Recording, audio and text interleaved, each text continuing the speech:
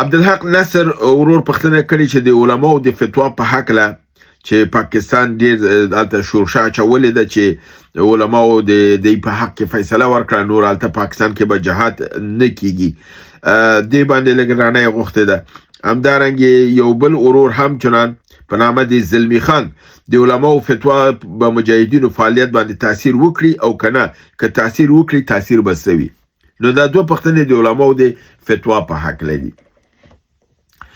اول خو دا فتوا پاکستان تقاضا کړې و چې اسلامي امارات رد کړي و ورته ویل چې د تاسو داخلي مسله ده موږ نه ولې فتوا غواړي خپل علما لري خپل علماو نه فتوا وغواړي او دا هغه بیا ورته ویل زموږ د علماو په فتوا باندې د مجاهدین نه کیږي دا تاسو په فتوا باندې کیږي تاسو دا فتوا ورکړي نو اسلامي امارات ډېر یو تخنیکی فتوا ورکړي ده دا څه فتوا ورکړي ده چې هم شرعي ده او هم سیاسي ده دواړه جنبې ورته نیولې دي فتوا خو دا ورکړله چې هر ملک چې اشغال چې د خپل د ملک د دفاع لپاره جهاد فرض دی دې معنی دا ده چې به هغه غاړه خوره کې چې څوک جنگيږي خپل د خاورې د ازادۍ لپاره هغه کولی شي وجنګيږي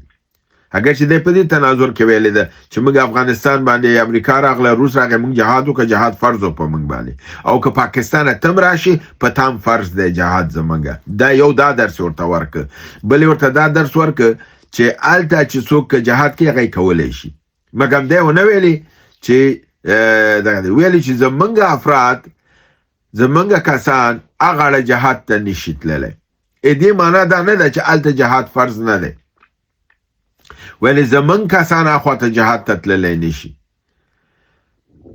یعنی دا ویل چې زمون جهاد په افغانستان کې د اشغال مقابل کې که څوک هغه اشغال دغه کوي جهاد کوي دا غوي کار دی هغه کې زمون کار نه د فتوا ورنکړه په حساب کې او فتوا ورم کړله او فتوا د څه ورکړله چې یعنی جهاد که څوک خپل د خاورې د ازادۍ لپاره کې اجازه شته دی او دا فتوا ورنکړله چې جهاد حرام دی او څوک نشي کولای الته اما پاکستان لګیا دی د دینه منفي پروپاګاندا کار اخلي وای چې مونږ ته د فتوا ورکړله چې جهاد دلته حرام دی او جهاد نه کیږي هغه د پروپاګاندا کوي او تر اعظم دي چې دا ورور د پښتنه کړی زلمی خان چې آیا دا به خ تاثیر وکي یا منفي تاثیر وکي دا وروره منفي تاثیر به ډیر کمی لپاره دی هغه خطر ډاله مجاهدین چې به خبره پاتې شي او دا فتوا ورته ورسیږي پاغي باندې لک تاثیر به وکي په کل کې د پدې تاثیر نه کوي چې مشران خپل په منځ کې سره پوي دي د دل لپاره هغه پدې پیږي د فتوا سره د پاکستان د پروپاګاندا په دغه کې نه راځي عوام په پروپاګاندا باندې غولېدي شي اما مجاهدین او د مجاهدین مشران په دې فتوا نشي غولېدل راځم د خیبر پختونخوا کې د تیرو 2 ورځو کې واقعاتو باندې په 10 د دسمبر خیبر پختونخوا کې 15 بریدونه شوي دي په ټانک کې 2 بریده شوي هزاره کې یو بنو کې یو او بجاور کې یو د ټانک ولسوالۍ په بلوچو چوکۍ باندې د سنایپر حمله کې یو سکیورټي کیمرا لمنځه وړل شوې ده همدارنګه په زام قلعه کې سنایپر حمله کې یو عسكر وژل شوی دی په هزاره بټګرام ټارګټ برید کې یو پولیس افسر وژل شوی دی همدارنګه په بنو کې تحصیل میران علاقه نوړې یو تن د ام آی والا د 200 نمبر کته دغه جاسوس دا وژل شوی دی همدارنګه په باجوړ کې باجوړ ولسوالۍ واړه مامون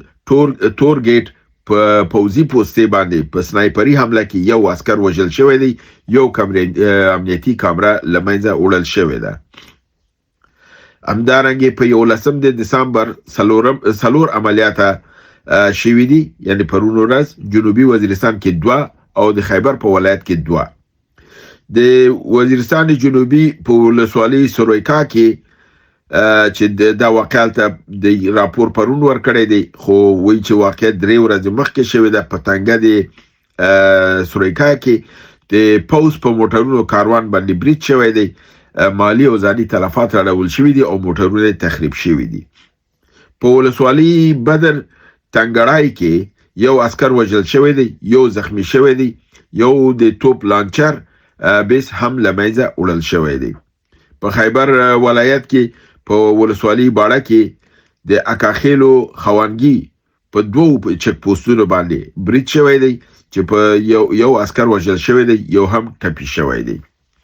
دا د 10 او 11 واقعیت په خیبر پختونخوا کې.